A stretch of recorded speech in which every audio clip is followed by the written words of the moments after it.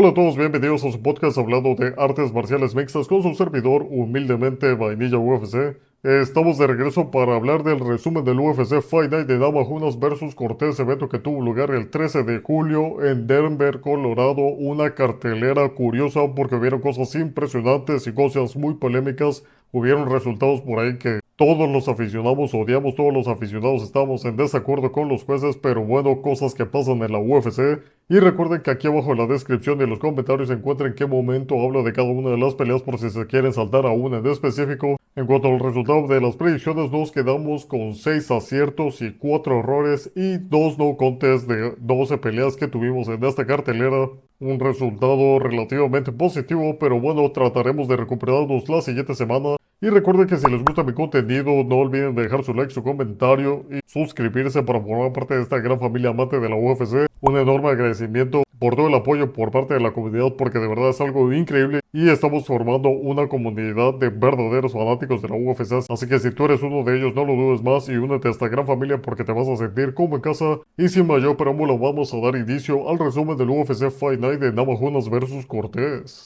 He iniciado la cartelera de las preliminares de la división de peso welter con la pelea de Evan Elder versus Darius Flower, y de esta pelea justamente no hicimos análisis porque fue agregada posteriormente a la cartelera y fue una pelea muy entretenida de inicio a fin debido a que ambos peleadores salieron de una manera bastante agresiva, pero Darius Flowers parecía que venía con un plan un poquito más agresivo en el factor psicológico, ya que quería molestar a Evan Elder por medio de las burlas, por medio de, ya saben, de este tipo de provocaciones que tratan de desconcentrar a su enemigo. Pero Evan Elder estuvo haciendo un trabajo bastante bueno debido a que no cayó en su juego y estuvo manejando la pelea al ritmo de que él le convenía y simplemente no cayó en ninguna de las provocaciones de Darius Flowers, así que por ese lado también le aplaudimos bastante por Evan Elder, porque la mayoría de los peleadores muchas veces terminan cayendo en este tipo de trampas y terminan perdiendo, pero Evan Elder, como le digo, se mantuvo con un ritmo bastante agresivo, no cayó en provocaciones, estuvo manejando la pelea como le convino y de hecho Darius Flowers para el final del primer round ya se veía más que agotado, sus intentos de derribos eran bastante malos, eran muy ineficientes y Evan Elder los estaba manejando perfectamente. Por ahí vimos un tipo de suplex muy bueno que contrarrestó un intento de derribo de Darius Flowers y de hecho me gustó como Evan Elder, les digo, en todas las posiciones estuvo aprovechando bastante bien con el castigo y al final Darius Flowers pues ya no se pudo defender más, ya estaba más que agotado, además de que Elder estuvo castigando la zona media y al final pues lo terminaron sometiendo con un triángulo de mano bastante bueno y me impresionó el regreso de Evan Elder porque tanto Darius Flowers como Evan Elder venían de una racha bastante pues neutra, por no decir que mala, pero parece que Evan Elder está regresando a la escena de la victoria y la verdad me gustó mucho su desempeño y queremos ver más de este peleador, pero bueno, de momento nos quedamos con una victoria de Evan Elder con un triángulo de mano en el segundo round al minuto 1 con 46 segundos en la división de peso welter.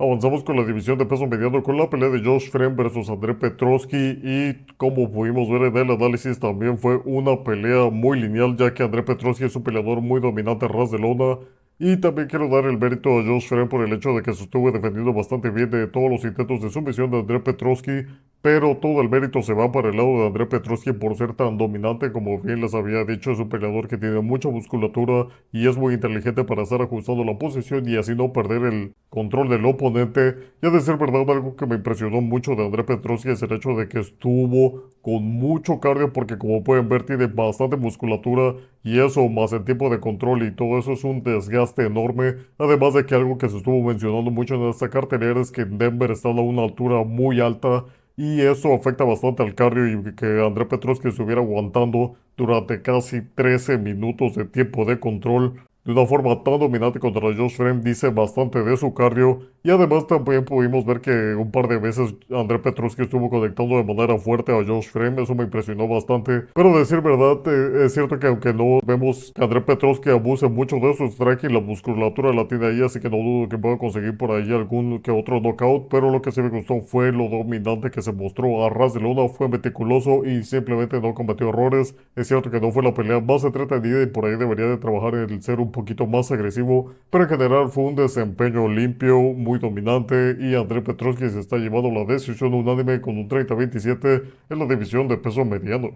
Y continuamos con la división de peso mosca con la pelea de Luana Santos contra María Agapova y fue un dominio total por parte de Luana Santos que salió de una forma determinada a conseguir la finalización, ya que no solamente conectó muy fuerte a María Agapova, sino que también utilizó ese cinturón negro de judo que mencionábamos en el análisis, porque su derribo fue simplemente impecable y a partir de ahí estuvo trabajando la posición y por ahí casi Agapova se terminó entregando para el triángulo de brazo, pero a final de cuentas terminó sobreviviendo, pero cometió un terrible error al tratar de escapar de Luana Santos, ya que entregó la espalda y a final de cuentas la brasileña de una manera muy ágil terminó metiendo el brazo por debajo de la barbilla de María Agapova y ese fue el inicio del fin porque la terminó pescando horrible con ese mataleón y María Agapova únicamente aguantó como 2 segundos antes de terminar tapeando de una forma bastante bestia porque la fuerza que Luana Santos estaba ejerciendo fue más que suficiente para terminar la finalización. Fue un desempeño limpio, fue un desempeño rápido y muy impresionante por parte de Luana Santos, quien cada vez está demostrando más su talento dentro de la UFC, así que un fuerte aplauso por parte de la brasileña Luana Santos, quien se está llevando la victoria por medio de la sumisión con una estrangulación de Mata León en la división de peso mosca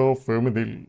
Y seguimos con la división de peso gallo con la pelea de Montel Jackson versus Demon Blackshear y wow, qué desempeño tuvimos por parte de Montel Jackson. Lo habíamos dicho en el análisis de que Montel Jackson era muy bueno en el striking, de sus 13 victorias 7 habían sido por nocaut y está sumando una más con únicamente 18 segundos de haber iniciado el primer round. Fue muy impresionante, además de que ese izquierdazo fue más que perfecto debido a que Montel Jackson se estaba aproximando para conectar este golpe cuando Demon Blackshear también se estaba aproximando. Entonces esto influye demasiado porque cuando Demon Blackshear estaba tratando de acortar la distancia contra Montel Jackson y el hecho de que tú hagas esto pues duplica la fuerza del impacto con la cual Montel Jackson terminó conectando a Blackshear y qué manera de finalizar esta pelea. Sabía que Montel Jackson iba a salir ganador, pero no esperaba que saliera tan dominante y qué forma de regresar al octágono y la verdad ya lo quiero ver de regreso porque qué manera de apagarle las luces a Demon Blackshear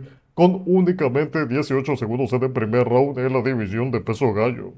Seguimos en la división de peso mosca femenil con la pelea de Yasmin Yasuda Vicious contra la debutante Fatima Klein. Y a decir verdad, primero me voy a ir del lado de Fatima Klein debido a que tuvo un desempeño muy impresionante, tomó la pelea a 8 días de anticipación y estaba haciendo su debut, bien como lo mencioné al inicio, en la UFC contra una peleadora muy dominante y muy peligrosa como lo es Yasuda Vicious y aún así demostró un desempeño bastante bueno, estuvo mostrando que tiene aguante, que tiene striking, que tiene un poco de lucha y de que sabe revertir ciertas posiciones y principalmente de que tiene bastante corazón y le mete mucho esfuerzo y yo quedé bastante impresionado. Realmente estoy esperando mucho de esta peleadora conforme vaya desarrollando su carrera en la UFC porque como les digo, con 8 días de anticipación peleando en Denver y contra Yasuda Vicious y tener ese desempeño me parece bastante bueno. Que sí, es cierto que perdió, pero a pesar de ello no la terminaron finalizando y Yasuda Vicious es alguien que no para con los intentos de sumisión, no para con el gran pound y vaya que estuvo en varias ocasiones de casi finalizarla y por parte de Yasmin de Yasuda Vicious muy fuerte, se vio toda la experiencia cada vez que Fatima Klein trataba de revertir la posición, Yasuda Vicious hacía el ajuste perfecto para terminar siendo ella la que tenía el control y estuvo aprovechado con el gran pound y con los intentos de sumisión y en general un desempeño bastante bueno por parte de la canadiense, pero lo que sí puedo apreciar es que le falta mejorar un poco más en cuanto a su striking, porque sí se vio ciertos problemas contra Fatima Klein, entonces sí debe de mejorar más en ese aspecto, porque si no, cuando se enfrente a una striker de alto nivel, pues se puede ver en varios problemas, pero dejando eso de lado se lleva una victoria bastante limpia con un 30-27, y algo que me causó mucha gracia y también hasta cierto punto me dio algo de alegría fue que como estaban abucheando mucho a Yasmin Yasuda Vicious, pues ella les terminó contestando de regreso de una manera no muy amistosa, y me pareció correcto porque debido a que tuvo un buen desempeño y pues ya acabó la pelea y todo eso, el seguir abucheándola con esa actitud tan tóxica sí se me hizo un poco desmedido, un poco pasado, así que les contestara sí me hizo mucha gracia. Así que bueno, Yasmin Yasuda Vicious se está llevando la decisión unánime en la división de peso mosca femenil. Y señoras y señores, hemos llegado con la pelea estelar de las preliminares en la división de peso mosca, con la pelea de Joshua Van contra Charles Johnson. Y qué forma de finalizar las preliminares, de verdad que fue más que impresionante cómo Charles Johnson le terminó apagando las luces a Joshua Van con una combinación perfecta debido a que después de que ya le había conectado un golpe bastante fuerte cerca del oído a Joshua Van, lo cual lo destanteó, pues Charles Johnson vio sangre y decidió lanzarse de lleno con un uppercut que fue muy limpio, fue directo a la mandíbula y eso fue más que suficiente para apagarle las luces a Joshua Wan por primera vez en su carrera profesional, ya que la única derrota que tenía había sido vía la sumisión. Y ahora Charles Johnson nos está demostrando que todavía tiene ese poder de knockout, ya que ya tenía varias peleas sin haber logrado algún tipo de knockout o algún knockdown, pero ya nos demostró de que además de que está mejorando mucho su striking como lo vimos en su pelea pasada, está demostrando mucho poder y mucha habilidad porque estuvo aprovechando al máximo toda esa ventaja que tenía en el alcance. Y algo que sí pude ver por parte de Joshua Wan es que, como mencionábamos en el análisis, estuvo aprovechando bastante bien con el volumen de golpes. En varias ocasiones Charles Johnson estuvo esquivando varios golpes, pero en general estuvo recibiendo mucho castigo. Y de hecho, si nos vamos a las tarjetas de los jueces, podemos ver que prácticamente iban empatados estos dos peleadores, ya que un juez había declarado que Charles Johnson iba ganando 2 rounds arriba, otro había dicho que 2 rounds arriba para Joshua Wan y otro decía que iban empatados con un 19-19. Y a decir verdad, yo creo que este es el resultado más acertado. Creo que iban un round a un round estos dos peleadores. Pero qué forma de finalizar la de Charles Johnson fue impresionante porque Joshua Wan es alguien que tiene mucho aguante y lo estuvo demostrando porque estuvo conectando bastantes veces y Joshua Wan simplemente se veía que no se inmutaba ante el daño que ejercía Charles Johnson. Pero qué forma de acabarlo, esta combinación fue perfecta y sí le sirvió para apagarle las luces y ahora se está llevando la victoria por medio de este knockout y Charles Johnson está demostrando una vez más que va por la cima, quiere subir en el ranking y qué forma de hacerlo porque esta victoria fue una gran declaración de lo que se viene para este futuro.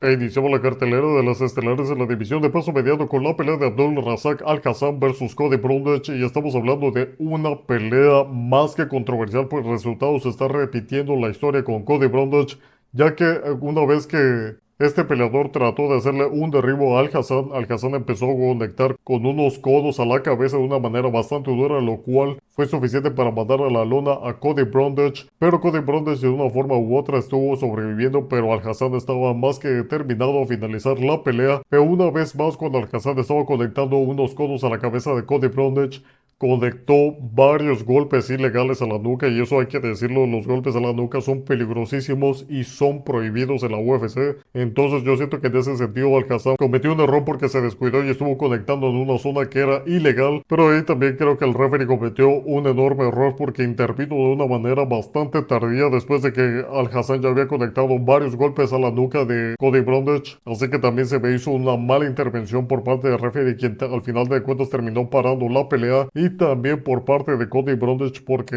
realmente este peleador, entiendo el hecho de que haya recibido golpes ilegales, pero volvió a aplicar la misma que aplicó con Jacob Malcolm, ya que cuando estaba a ras de lona, cuando le fueron a preguntar que si estaba bien, de repente estaba en un estado normal y cuando le preguntaron que si tenía algún tipo de daño, empezó a actuar y yo sé que hay que darle el beneficio de la duda a Cody Brundage, pero realmente se vio muy obvio que estaba actuando. Yo no sé si hubo algún tipo de daño o qué, pero realmente Cody Brundage pasó de estar en un estado donde pues sí estaba pues más o menos noqueado por todos los golpes de Al-Hassan, pero cuando le empezaron a preguntar acerca de los golpes que recibió en la nuca, entonces empezó a actuar como que si el mundo se le fuera encima. Entonces sí se me hizo algo muy obvio que estaba actuando. No sé realmente qué creer. Ustedes piensan que Cody Brundage estaba actuando o si realmente había recibido algún tipo de daño, dejado de lado todo el daño que recibió antes de que recibiera esos codazos ilegales. Pero bueno, a final de cuentas es algo desafortunado que terminen pasando este tipo de cosas. Lo declararon un no contest, ahora no se la terminaron regalando a Cody Brundage como la pasó con Jacob Malcolm. E insisto, si hay que darle cierto beneficio de la duda a Cody Brundage acerca del daño recibido, pero muchos comentarios estaban diciendo que se fue por la vía fácil, que se escapó de la decisión, que iba perdiendo y que él lo sabía. Y hay muchos otros que estaban bastante enojados con Al-Hassan y que estaban diciendo que debía ser una descalificación. Pero me gustaría saber cuál es la opinión de la comunidad porque ustedes han tenido críticas bastante buenas, han tenido perspectivas muy valiosas, entonces me gustaría saber qué es lo que opinan de esta decisión. ¿Cody Brundage estaba actuando o Al-Hassan le fue barato y lo debieron de haber descalificado? Y si la intervención del referee fue buena o fue tardía.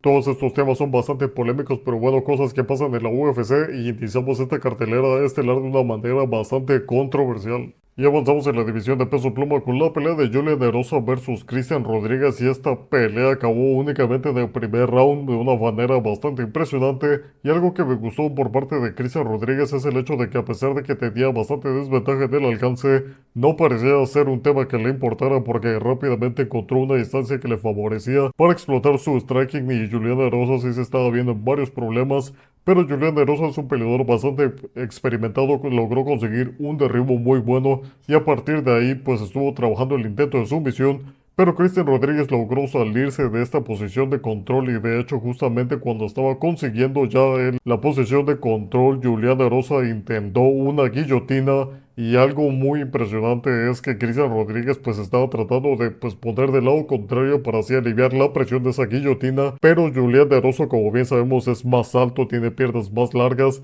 y supo con la experiencia que tiene neutralizar ese hecho, porque Christian Rodríguez, al pegar el santo, no logró pasar la pierna de Julian Erosa, y a partir de ahí le terminó cerrando con las piernas en la cadera a Christian Rodríguez, lo cual favoreció más a esta sumisión, y al final terminó consiguiendo esta estrangulación por medio de la guillotina de una manera muy impresionante. Y como bien habíamos mencionado en la previa, la única oportunidad de que Erosa terminara ganando era si Christian Rodríguez cometía un error, y miren qué es lo que pasó. La regla de oro de la UFC: todo es posible. Julian Erosa, con esa experiencia, la explotó al máximo y consiguió su finalización por medio de la guillotina, y se está llevando la victoria en la división de peso pluma a 11 segundos de finalizar la pelea de una manera muy espectacular. Avanzamos en la división de peso welter con la pelea de Gabriel Bonfim versus Ángel Loza, una pelea muy entretenida. Al inicio Ángel Loza salió de una manera bastante agresiva, y como bien les mencionaba, a este peleador le gusta ganar por el tiempo de control,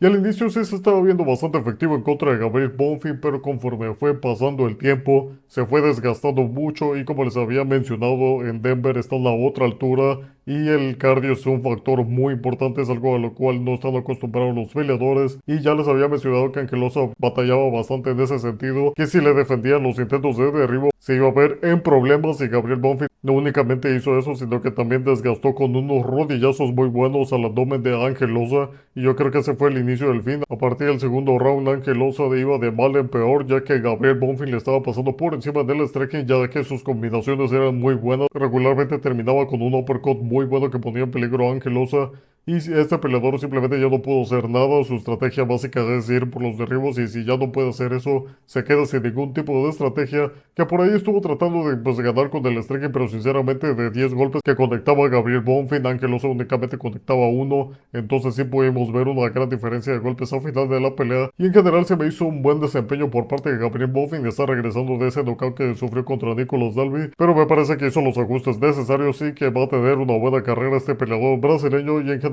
nos quedamos con un buen desempeño, con un 30-27, que en mi opinión me parece más que fue un 29-28 a favor de Gabriel Bonfim de la división de peso welter. Continuamos con la división de peso ligero con la pelea de Drew Dober contra John Silva, y el brasileño nos está demostrando que sigue en crecimiento, que es toda una figura en la UFC, y vaya personaje, porque tiene demasiado carisma. Y como les digo, una vez más John Silva se está destacando ante un peleador muy experimentado como Drew Dober, y no es cualquier peleador. Como les había mencionado, Drew Dober es alguien que si le quieres ganar le debes de pasar por encima de una manera bastante fuerte, y John Silva acaba de demostrar que su striking es muy bueno, sigue con esa precisión, sigue con ese poder de knockout, y sigue con una versatilidad muy impresionante, porque vaya que estuvo conectado varias veces con un codo reversible a Drew Dober, y de hecho le hizo una herida bastante fuerte que ni siquiera podemos poner imágenes, porque de seguro se cae el video, porque fue una pelea bastante violenta. Hubo mucho daño en el rostro de Drew Dober, incluso desde el primer round, y John Silva lo estuvo tomando con una calma, con una precisión, para ir trabajando cada vez más el daño al rostro de Drew Dober. Y Drew Dober tiene muchísimo aguante, en ningún momento se echó para atrás, siempre estuvo avanzando hacia el frente, y a pesar de que sí estuvo conectando varias veces a John Silva, me parece que la peor parte se la llevó totalmente Drew Dober, porque John Silva, a pesar de recibir el daño y todo eso, había muchas veces que retrocedía, pero muchas veces era para agarrarlo con el contragolpeo. Hubo varias veces que aceptó el castigo y simplemente se enconchaba y esperaba el mejor momento para contestarle a Drew Dober, que justamente en uno de esos momentos fue donde le terminó conectando uno de esos codos reversibles. Y la verdad, este tipo de peleas son las peleas que todos los fanáticos amamos, son las peleas que nos emocionan y que nos hacen levantarnos de nuestro asiento y pegar de gritos, porque vaya intercambio que hubo de verdad ni siquiera voy a tratar de describirlo porque no es algo que uno pueda describir con palabras. Fue todo un enfrentamiento durísimo por parte de ambos peleadores, y algo que me gustó mucho es que durante todo el tiempo de la pelea hubo mucho respeto, hubo mucho comportamiento amistoso entre ambos peleadores, más por parte de John Silva. John Silva siempre estaba como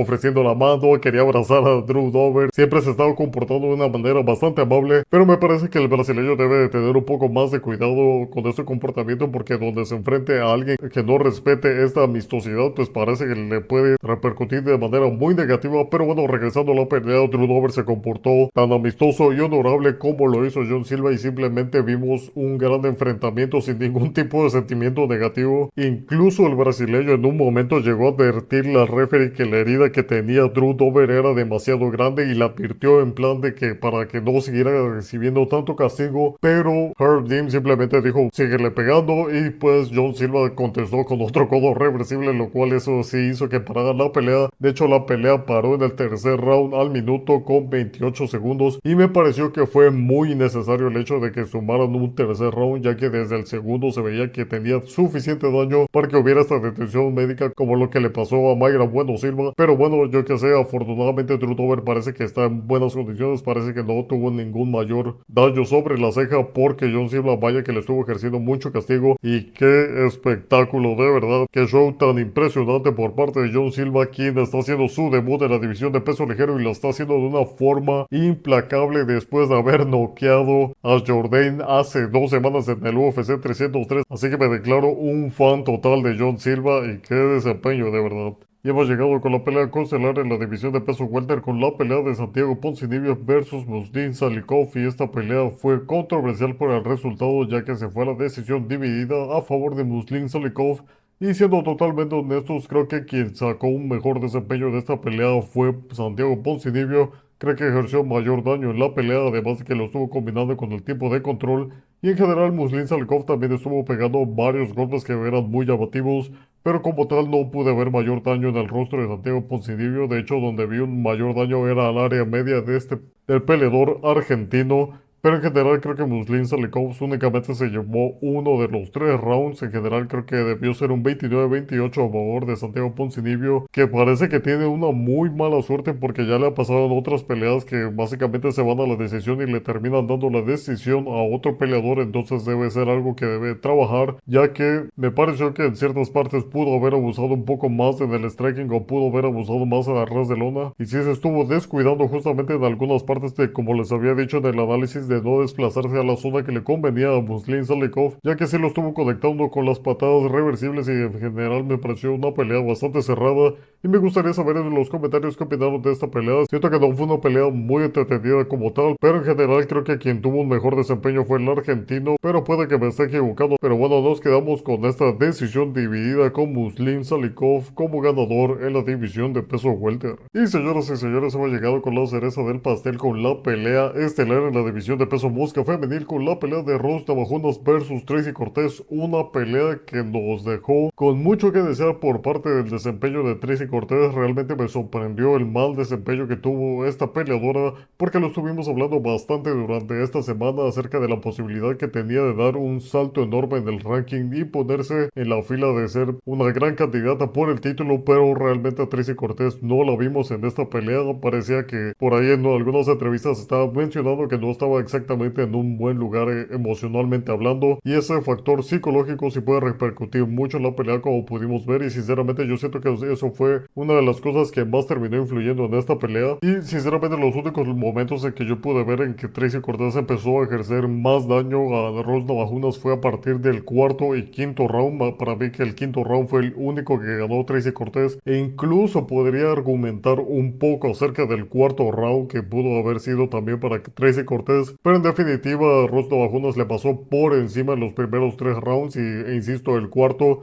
incluso dándosela a Rose Navajunas, no hubieran puesto ninguna queja, porque su dominio fue bastante obvio. Estuvo abusando en el striking como ella quiso, además de que tuvo 6 minutos de tiempo de control. Y nosotros estamos hablando de lo dominante que es Tracy Cortés, pero Rose Navajunas simplemente hizo lo que ella quiso. Y nosotros habíamos hablado de la mejoría que había tenido a ras de lona, pero en esta pelea está demostrando realmente qué nivel tiene. el desempeño de Ross Namajunas, vamos a dejarlo en claro, fue un buen desempeño. Que por ahí vi muchas quejas de fanáticos de que decían que la pelea había sido aburrida y todo eso, pero en general creo que Ross Namajunas tuvo un buen desempeño, creo que estuvo destacado con el striking, estuvo entrando y saliendo como ella quiso, y Tracy Cortés simplemente no quería entrar a la pelea, no entró en los primeros 3 rounds, no se le veía nada determinada a tratar de entrar al intercambio, y por otro lado Ross Namajunas sí consiguió un knockdown bastante impresionante que hasta allá voló la pestaña postiza de Tracy Cortés, que yo me pregunto por qué dejan que las peleadoras entren con pestañas postizas, porque pareciera que es algo que podría repercutir de una manera negativa por si sucede algún tipo de accidente, en alguna contusión o algo, en un puñetazo que le metan, pero bueno, eso es otro tema del cual no nos vamos a meter. Regresando a la pelea, creo que Ross Namajunas acaba de demostrar que Tracy Cortés le falta bastante, y miren, hay que poner también en contexto de que el hecho de que Tracy Cortés tomó la pelea en corto aviso, pero aún así yo estaba esperando un mucho mejor desempeño de parte de esta peleadora, que tenía muy en claro que quería irse a pelear en la esfera, y me parece que va a tener que ir, pero como invitada, porque no demostró absolutamente nada. De hecho, lo que está demostrando es que le falta mucho camino por delante dentro de la UFC. Me parece que otra vez la van a poner en la fila de espera muy larga. Va a tener que pasar por la mayoría de la división para que le estén dando otra oportunidad de, pues, de empezarse a codear con los números principales del ranking de la división de peso mosca femenil. Y Ross Namajunas ya también estaba pidiendo la oportunidad por el título, pero me parece que es muy pronto para andar hablando de ese tipo de cosas. Me parece que sí tuvo un buen desempeño ante Tracy Cortés, pero Tracy Cortés estaba mucho más abajo en el ranking que Ross Namajunas, entonces me parece que no es una opción viable que Ross Namajunas vaya a pelear por el título. Por un lado, siento que Tracy Cortés simplemente no vino a la pelea. Parece que esos factores emocionales, psicológicos repercutieron de una manera bastante fuerte, y no lo quiero criticar, no es algo criticable, es un tema muy delicado y siempre debemos de ser muy respetuosos con todos esos temas, pero al mismo tiempo el hecho de aceptar la pelea y meterse a esta oportunidad, pues es un compromiso que la peleadora Tracy Cortés estaba haciendo, así que pues a final de cuentas le salió mal la jugada. Perder es un tropiezo enorme, y vaya que le va a costar subir otra vez en la división o en cuanto a la consideración de los matchmakers. Y de lo único que me gustó de Ronda Bajonas es que por lo menos vimos un desempeño un poco más decente en comparación a lo que habíamos visto en el análisis de esta semana, así que me da mucha alegría por eso. Y con esto finalizamos el resumen del UFC Fight Night de Namajunas vs Cortés, evento que tuvo lugar el 13 de julio en el Ball Arena de Denver, Colorado, una cartelera con 12 peleas, de la cual únicamente pudimos hacer el análisis de 11. Y en cuanto a nuestras predicciones, nos quedamos con un resultado semi amargo, pero es todavía positivo, con 6 aciertos, 4 errores y 2 no contest. Uno de los no contest fue de la pelea que no hicimos el análisis, y el otro fue por parte de la pelea de Abdul Razak Al-Hassan contra Cody Brundage, que fue toda una polémica. De hecho, eso podría ser fácilmente un acierto para nosotros, porque se veía que Al-Hassan iba a terminar ganando, pero bueno, vamos a respetar los resultados, así que nos quedamos con 6 aciertos y 4 errores y 2 no contest. Y si les gustó el episodio, no olviden dejar su like, su comentario y suscribirse, además de seguirme en todas las redes sociales como @vainilla_UFC, para formar parte de esta gran familia amante de este gran deporte, como lo pudimos ver en la pelea de Drew Dober contra John Silva. Vaya pelea de la noche, fue algo impresionante. Y quiero dar un enorme agradecimiento a todos los que se están sumando a este humilde proyecto, porque cada día somos más y más y el apoyo es muy grande, así que de corazón muchas gracias por todo ese apoyo, por toda la buena vibra, y les envío un enorme saludos a todos los que siempre están ahí en los comentarios, así que ustedes saben quiénes son. Un enorme saludos a todos ustedes, y sin nada más que agregar, por el momento su servidor, humildemente Vainilla UFC, se despide deseándoles absolutamente todo lo mejor, y hasta luego.